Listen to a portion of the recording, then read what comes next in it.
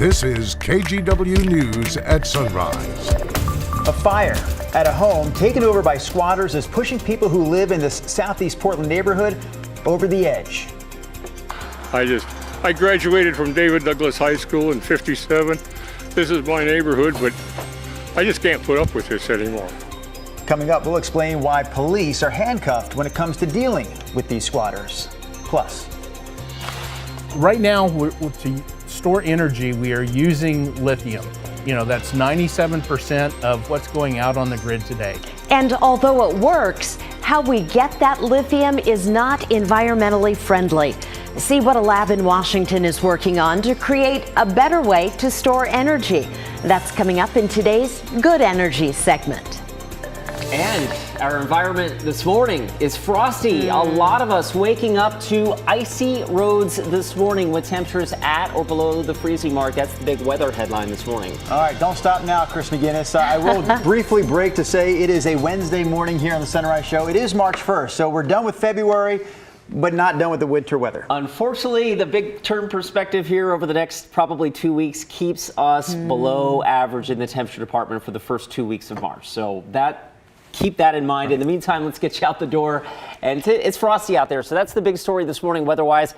It's 34 with some mist being reported at PDX. However, temperatures in a lot of the metro area are down to or below freezing, meaning icy roads in a lot of locations. 32 in Vancouver. It's down to 23 in Hillsborough. As we slip south into the Willamette Valley, Salem sits at 32, but Dallas is 27, Corvallis is 29. So watch yourself on the roads and the sidewalks this morning. They are likely slick.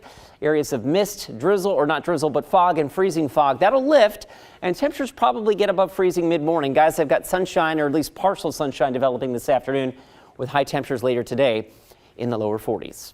Okay, thank you, Chris. This morning, we begin with our homeless crisis and the challenges around getting affordable housing for people in our community. So this next story focuses on a group of squatters who have taken over a home in southeast Portland. KGW's Blair Best went to the neighborhood and spoke with people who live there who say their neighborhood is now like a war zone. It's the piercing sound of a neighborhood on the defense. Workers remove damaged fence posts. Jacob Adams' latest attempt to block his family from the house next door. It's been horrible. He lives next to one of the many abandoned homes in southeast Portland, overrun by squatters. Explosions and theft and screaming and pounding at 3 o'clock in the morning on the roof. So we are going to approach this house right now. It seems a little alarming just by the looks of it. There's a lot of graffiti and X's on the doors. You can clearly see that there's been a pretty big fire. So here we go. This video shows a fire in mid-February at the property, spreading to Adams' fence and tree. While I'm putting the fire out, my wife is hysterical, and propane tanks are igniting off within feet from my face. He says it felt like a war zone. And I'm thinking, is this going to be, am I going to, save my wife and my house, and then I'm not going to be around or, critically injured? All right, so we're in the backyard now, and we're watching our step because there's lots of needles and empty tequila bottles here in the yard. Now, we're told that no one is here right now. We've tried checking on the tent. No one's been home, but we're told that they come back at night. Now, if you look this way, this is the damage from the most recent fire. Neighbors tell us this isn't the first time that this home has caught on fire. This is actually the fourth. Another thing they shared with us is that they often smell secondhand fentanyl smoke wafting over their fence. The Portland police have been amazing, which has been really, really nice. But they can enforce laws when the homeowner doesn't trespass the people that are living there. When it comes to squatters, police can only act if they can prove there's criminal trespassing, which has to come from the homeowner. What's the response been like from the homeowner? Practically nothing. As far as I'm concerned, he's irresponsible. He didn't want to do anything with it. We talked on the phone with a person who represents the owner of this building. He tells us that the plan is to demolish the building and that they understand how difficult this has been for the neighbors. They tell us they're not sure yet if they're going to rebuild, given how hard the situation is for everyone involved. I'm really looking to get out of here. I graduated from David Douglas High School in '57. This is my neighborhood, but I just can't put up with this anymore. In Southeast Portland, Blair Best, KGW News. Oregon Governor Tina Kotek is urging lawmakers to pass a $155 million investment package to end homelessness statewide. She was in Salem for a House committee hearing yesterday morning to give her first legislative testimony as governor. House Bill 5019 would expand shelter space, house the homeless, and develop a long-term rental assistance program. $5 million would go to federally recognized tribes to help them address homelessness. We're here today because the human suffering caused by the housing crisis is one of the most daunting emergencies we have ever faced in our beautiful state. Business as usual is simply not enough. We must work together across all levels of government and across party lines to make the immediate and long-term changes that this humanitarian crisis requires. On the governor's first full day in office, she declared a homelessness state of emergency and called on the legislature to pass this kind of investment package.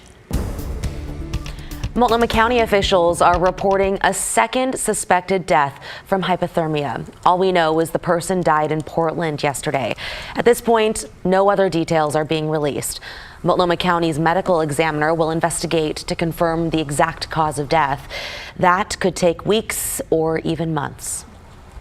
Well, one of the other headlines we've been following since last week's snowstorm, all the cars that were left on city streets and local freeways.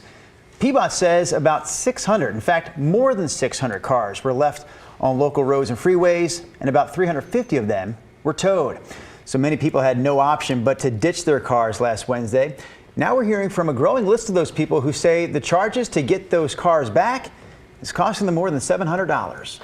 That was ridiculous. I've been towed before, but I was expecting 300 to 500. 787 is outrageous. I just think that these tow companies are, preying on people in crappy situations, and that's not all right. So we reached out to Anderson Towing, which is handling a lot of these tow situations. A man who answered the phone for Anderson Towing said they reserve comment at this point, and then they hang up. All right, I have some video here. I want you to take a look at this. This is Tigard last night. It's on top of Bull Mountain, where they got another dusting of snow, but some areas got several inches yesterday. This morning, our focus, though, is on those cold temperatures, which are making for a slick commute. We had some snow showers over in Clackamas County last night, and so, everything that's out there is refreezing. I will tell you, in Westland, it began to pile up a little bit to the point where we thought another snow day tomorrow for the kids. That it all happened between like 5 o'clock and 7 o'clock, and then it just cleared away. Yeah, so we were above freezing last night, right? And now that the sky has cleared, the precipitation threat is over this morning. But that has allowed us all to slip down below the freezing mark. So a lot of slip sliding out there. And here's the temperature map right now. Hillsboro is all the way down to 23 degrees. It's 30 in Sherwood. It's 31 Happy Valley. Scappoose checking in with 28.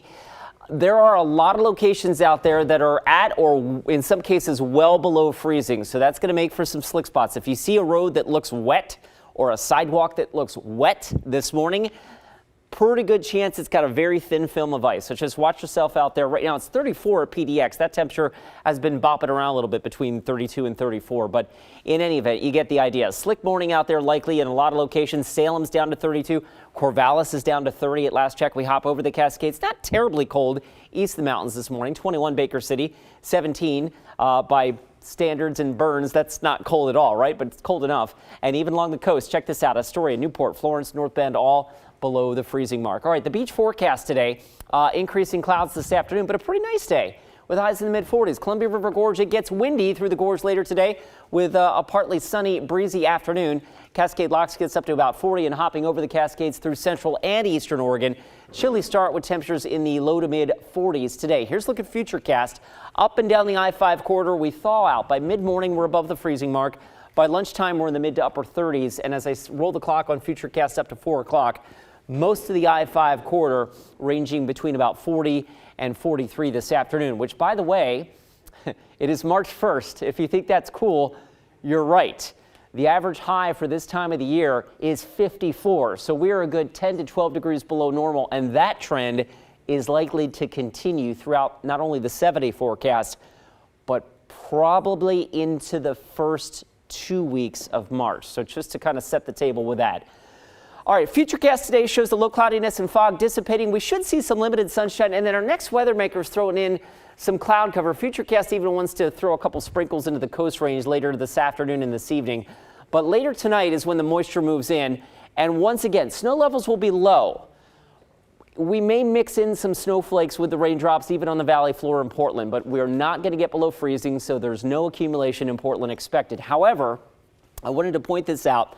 There's a winter weather advisory for Clark, Cowlitz, Columbia counties for elevations above 700 feet tonight. There could be some sticking snow at those elevations and higher overnight before we finally moderate enough. So with that in mind, here's our 7-day forecast. Freezing fog, afternoon clearing today, 42. Rain or a rain-snow mix to just plain rain here in Portland, 35 for a morning low, 44 for a high tomorrow. And then our 7-day forecast beyond. Again, relatively low snow levels, but the temperatures in Portland do not get below freezing tonight. Guys? All right, Chris, as you were well aware, my friend, today we were going to take a quick look at the roads. My fault on that. Just want to give you a quick look at the Sylvan Hill there. Again, wet roads out there, in some cases slick roads with temperatures below the freezing mark. So that's really the story this morning on the roads. Sorry about that, Drew. No, I apologize. I feel like I stepped on you, Chris, and you are the star of the next story. Chris is handling our Good Energy Day report today, and it's all about an environmentally friendly way to store renewable energy and how to make this happen sooner versus later. That's coming up in just a moment. And we are checking in with our Eric Patterson, who is behind the wheel of our Drive 8 this morning. He is on 217 near Highway 26, I think is what he told us, and looking like he's about to take the Portland exit there. He says he's seeing some wet roads, but hasn't encountered much slickness as of yet, but we'll keep checking back in with him throughout the morning as he takes a tour of the Portland metro area. We'll be right back.